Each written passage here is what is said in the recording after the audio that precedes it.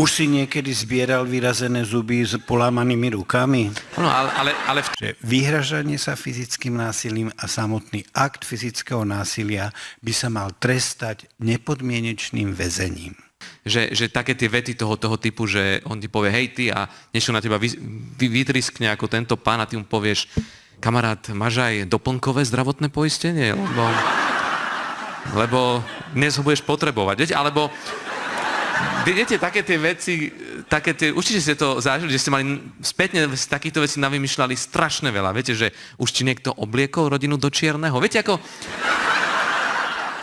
Už si niekedy zbieral vyrazené zuby s polámanými rukami? No, ale v tom už je tá agresia, vieš? Ale takéto vieš, akože, že už si vyhral niekedy nejakú cenu a on nie, lebo dneska budeš darcom krvi roka. Vieš, akože...